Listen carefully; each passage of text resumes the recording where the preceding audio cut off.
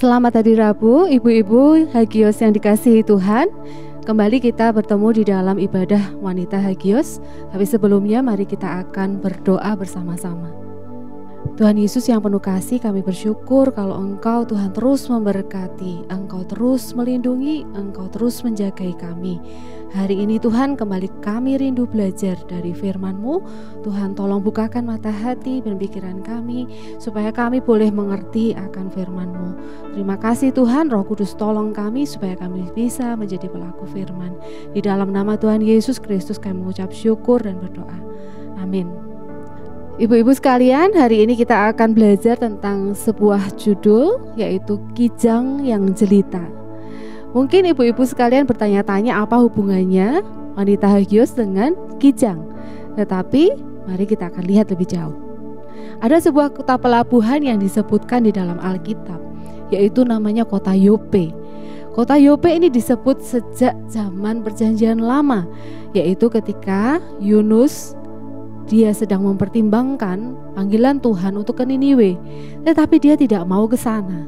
Maka dari pelabuhan inilah, dari kota inilah, dia memutuskan untuk membeli tiket dan pergi ke Tarsis. Lalu kita ke Perjanjian Baru. Di Perjanjian Baru, kota ini kembali disebutkan. Ada kota Yope. Kota Yope ini disebutkan di dalam Kisah Para Rasul yang ke-9. Ketika Tuhan Yesus sudah naik ke surga dan murid-muridnya mengabarkan Injil ke banyak tempat. Pada saat ini, pada dewasa ini, kota ini bernama Yapo dan berada di dekat Tel Aviv. Kota Yope pada saat itu ketika Paulus melayani adalah kota di mana ada banyak janda tinggal di situ. Mengapa? Karena mereka ini adalah istri-istri dari para nelayan yang mereka meninggal ketika kapalnya karam dan tenggelam. Itu sebabnya ada banyak janda tinggal di kota ini.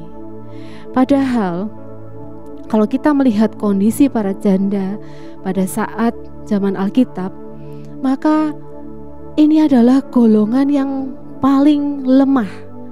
Golongan dari yang disebut warga negara nomor 2. Mereka adalah orang-orang yang tidak dianggap, orang-orang yang tidak punya banyak hak, apalagi kalau mereka tidak punya anak laki-laki, dan mereka tidak punya jaminan sosial. Dan inilah golongan dari orang-orang yang paling kekurangan. Namun disitulah ada seorang murid perempuan yang tinggal di kota Yope. Kenapa disebut murid? Karena dia adalah seseorang yang sudah mengenal Kristus dan sudah dibaptis. Dan murid perempuan ini, dia belajar untuk melayani Tuhan. Inilah yang namanya Tabita atau Dorcas. Dan arti nama dari Tabita dan Dorcas ini adalah kijang, ya, atau rusa betina. Dan rusa betina adalah makhluk yang menyenangkan. Nah, mari kita akan lihat sejenak bagaimana perilaku seekor kijang ketika dia ada di alam. Begitu gesitnya rusa betina atau kijang-kijang ini berlari melompat, dan mereka melompat dengan kaki-kaki mereka yang kuat. Ya, dan mereka ini adalah hewan-hewan yang lembut, bukan hewan-hewan penyerang. Dan banyak orang menyukai kijang atau rusa. Nama Dorcas, nama Tabita diberikan oleh orang tuanya karena mereka punya harapan. Seperti kita saat ini juga, ibu-ibu pasti memberi nama anak-anak dengan harapan tertentu.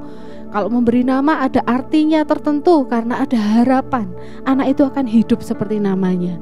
Begitu juga dengan Dorcas. Seperti apa ya ciri-ciri dari seekor kijang? Kijang itu lembut. Sekali lagi tadi saya katakan dia bukan tipe penyerang, tetapi dia lembut. Tapi walaupun lembut, dia itu gesit dan dia adalah pelari cepat. Dia punya kaki yang kuat. Kakinya kuat dan dia bisa berlari untuk jarak yang jauh. Dan dia juga tahan banting. Dia tidak terpengaruh banyak oleh cuaca. Mau siang mau malam dia tahan. Mau musim dingin mau musim panas dia tahan. Dan yang sangat menarik adalah Kekuatan, kecepatan, dan kegesitan kijang bertambah seiring bertambahnya usia. Ini yang saya kagum dan saya belajar betapa kijang ini beda dengan binatang yang lain. Kalau binatang yang lain, bahkan manusia juga bertambah usia, ada organ-organ yang kemudian justru melemah. Mungkin penglihatan, pendengaran berkurang ya, dan organ-organ yang lain juga mungkin berkurang fungsinya. Tetapi kegesitan, kekuatan, dan kecepatan kijang yang dewasa itu justru bertambah ketika dia bertambah usia. Dan itu sebabnya ketika dia semakin tua, dia semakin berpengalaman dan menjadi guru bagi kijang-kijang yang lebih muda. Penulis kitab Kidung Agung di dalam Alkitab banyak memakai kata kijang atau rusa betina untuk melambangkan rahmat Tuhan atau keindahan. Dan salah satu juga ayat di dalam Amsal 5 ayat 19 mengatakan bahwa istri bagi suami yang baik adalah seperti kijang yang jelita. Inilah ayat yang mewakili hidup Dorcas. Kita akan membaca bersama-sama dari Kisah Para Rasul 9 ayat 36. Di Yope ada seorang murid perempuan bernama Tabita, dalam bahasa Yunani Dorcas. Perempuan itu banyak sekali berbuat baik dan memberi sedekah. Inilah Dorcas atau sang kijang yang ada di Yope. Dia tinggal di kota Yope di mana dia dikelilingi oleh janda-janda yang miskin, anak-anak yatim yang miskin. Tetapi dia tidak melarikan diri dari situ. Dia tidak mengatakan, betapa repotnya aku harus tinggal di sini dan melayani mereka. Mengapa aku tidak mencari tempat hidup yang lain yang semuanya sudah mapan dan aku tidak perlu repot menolong mereka. Tidak. Dorcas atau Tabita, si kijang Yope, dia tidak lari dari situ, tetapi dia tetap ada di situ. Dan dia memilih untuk menolong orang-orang ini. Mungkin ibu-ibu janda ini masih bisa bekerja untuk mencari makan, tetapi untuk membeli pakaian mungkin tidak terjangkau bagi mereka. Itu sebabnya Dorcas yang memiliki kemampuan untuk menjahit, dia memilih untuk menolong mereka dengan membuatkan pakaian-pakaian buat ibu-ibu janda, buat anak-anak yatim. Dia jahitkan itu dengan penuh kasih buat orang-orang ini. Namun sebetulnya seperti apa hidup Dorcas secara pribadi? Alkitab tidak menceritakan banyak tentang Dorcas, sedikit sekali yang diceritakan tentang Dorcas. Tetapi ketika saya merenungkan bagian ini, saya bertanya-tanya, apa ya sebetulnya yang menjadi pergumulan pribadi Dorcas? Dia orang biasa, dia wanita biasa. Pasti dia juga sama dengan sebagian besar dari kita. Pasti ada pergumulan, pasti ada masalah. Tapi kita tidak tahu pergumulannya. Entahkah dia menikah? Entahkah dia punya anak atau tidak? Entahkah dia seorang janda juga? Atau entahkah dia sakit? Dan umur berapa dia meninggal? Inilah yang kemudian saya renungkan. Kalau kemudian dia meninggal dalam kondisi yang sepertinya dia masih aktif, dia masih ada di tengah komunitas dan beraktivitas, ada kemungkinan dia sakit sampai meninggal. Lalu saya membayangkan, berarti kemungkinan dia menjahitkan baju-baju bagi ibu-ibu janda itu juga dalam kondisi sakit. Mungkin dia juga punya pergumulannya sendiri, tetapi dia tidak membesarkan masalahnya. Dan dia, Dorcas, si kijang dari Yope, dia memilih dan dia memutuskan hal yang benar, bahwa dia memutuskan untuk menjadi berkat bagi komunitasnya. Bagaimana dia menjadi berkat? Yang pertama, dia tidak mengasihani dirinya sendiri. Dia tidak membesarkan masalahnya. Seperti yang barusan kita bahas, kita tidak tahu apa pergumulannya, tetapi dia tidak membesarkan masalahnya. Dia tidak mengasihani diri sendiri. Dia tidak mengatakan, aku ini orang paling malang, aku ini sungguh kasihan, aku ini bernasib tidak baik. Banyak orang jatuh di dalam mengasihani diri sendiri seperti ini. Self pity namanya. Orang yang mengasihani diri sendiri dan minta dipermaklum oleh orang lain karena aku ya begini ini. Aku memang seperti ini dari dulu. Aku memang bodoh. Aku memang gagal. Aku memang buruk. Itu adalah orang-orang yang mengasihani diri. Tetapi Dorcas, Tabita, sang kijang, dia tidak mengasihani dirinya sendiri. Dia memilih untuk aku akan melupakan diriku dan aku akan menjadi berkat.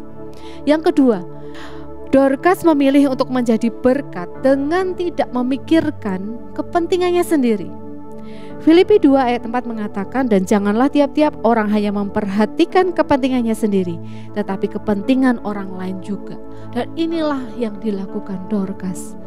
Tabita, dia lebih memikirkan bagaimana dia bisa menolong para janda dan anak yatim, bagaimana dia bisa membahagiakan mereka. Dan ketika dia memikirkan orang lain, maka dia pun menjadi bahagia. Ketika seseorang berhenti untuk memikirkan dirinya sendiri, ketika dia berhenti untuk berpusat pada dirinya sendiri, maka dia justru akan menemukan kebahagiaan yang lebih besar.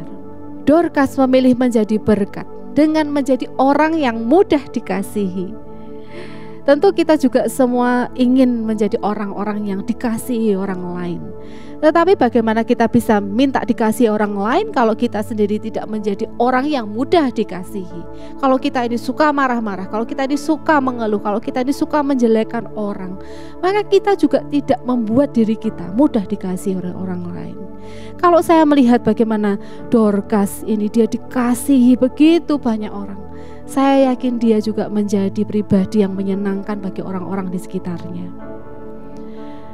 Dan yang terakhir, dia menjadi berkat dengan membuat hidupnya berguna bagi orang lain. Dia melakukan sesuatu, dia memberikan sesuatu, dia membuatkan sesuatu, dan itu membuat orang lain bahagia. Begitulah sang kijang dari Yope menjalani hidupnya sehingga dia dikasihi oleh begitu banyak orang. Dan ketika dia dikasihi banyak orang, bahkan orang-orang tidak ingin dia meninggal. Dan sekalipun dia sudah betul-betul meninggal, orang ingin dia dibangkitkan lagi. Itu sebabnya ketika mereka mendengar ada Paulus yang sedang ada di kota yang dekat dengan Yope, dan Paulus baru saja membuat sebuah mujizat, yaitu membangkitkan seorang yang lumpuh 8 tahun, maka mereka buru-buru panggil Paulus untuk doakan Dorcas. Mereka tidak rela Dorcas meninggal, mereka mau Dorcas dibangkitkan lagi. Itu sebabnya mari kita akan menjalani hidup yang berharga, hidup yang membuat orang lain terberkati dan orang lain merasa bahwa hidup kita juga berarti bagi mereka. Dorcas pernah mati, tapi kemudian dia dibangkitkan lagi. Kalau kita ingin hidup juga seperti kijang jelita dari Yope, seperti Dorcas, mari kita akan melihat ke dalam diri kita. Apakah ada yang harus dimatikan dulu juga dari dalam diri kita, dari hidup kita? Mungkin ada sifat mengasihani diri sendiri. Kita merasa yang paling malang sehingga kita tidak bisa menghitung berkat kita. Mari kita akan kembalikan itu dengan lebih banyak menghitung berkat Tuhan, lebih banyak melihat kemurahan Tuhan yang berlaku atas hidup kita. Mungkin kita harus mematikan hidup yang egois, yang hanya memikirkan diri sendiri. Berbagi kepada orang lain tidak menunggu kaya. Dan mungkin kita harus mematikan hidup yang kurang berdampak. Kita harus punya hidup yang berdampak bagi orang lain, yang tidak hanya memikirkan diri sendiri dan berpusat pada diri sendiri. Dan mari kita akan mulai dengan pertanyaan dari Tuhan ini. What's in your hand? Apa yang ada di tanganmu? Apa yang kita miliki sekarang? Mari mulai dengan itu. Kita melihat di Alkitab bahwa Tuhan memberi tugas khusus pada masing-masing orang. Ketika Tuhan hendak memakai Musa, Tuhan bertanya, Musa, apa yang ada di tanganmu? Tongkat Tuhan. Dan Tuhan meminta Musa memakai tongkat itu untuk membuat mujizat-mujizat. Bagaimana dengan Daud? Daud juga punya batu licin dan pengumban di tangannya, dan dengan itu dia mengalahkan Goliat sang raksasa. Bagaimana dengan Paulus? Paulus punya pena dan kertas dan dia menulis begitu banyak buku di dalam Perjanjian Baru. Dan bagaimana dengan kijang jelita kita? Dia punya kain, dia punya jarum, dia punya benang, dan itulah yang dia pakai. Saya akan menutup renungan kita dengan sebuah video singkat tentang Ibu Eva dan pelayanannya. Mari kita akan lihat sejenak. I was born in October 1916. Then I'm 100 years old now. Living a meaningful life is different with everybody. I'm not a preacher. I couldn't get up on a platform and give a message. That isn't my work. The Lord gave me hands with no arthritis, so I do a lot of sewing. I've been given a talent and I make use of it.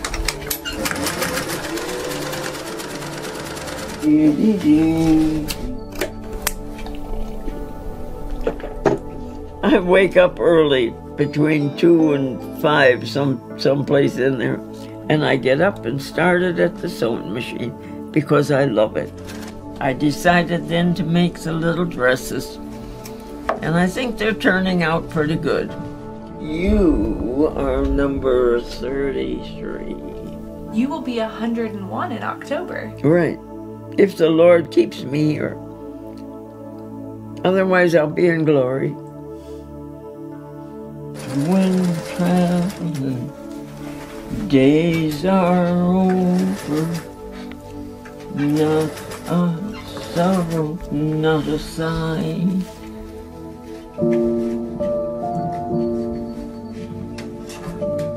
I don't know when the Lord is going to call me home, so I keep going all the time. You have no idea where all those dresses are going to end up. I wouldn't even guess. It'd be all crowded in here. I can see it yet in my mind. Plane landing and their little hands out for a box. Then they open them up and they're just so thrilled. I can just picture them putting them on right over their whatever they've got on. God bless each one. We pray in your name. Amen. There's going to be a lot of happiness, and I'm glad I'm a part of it.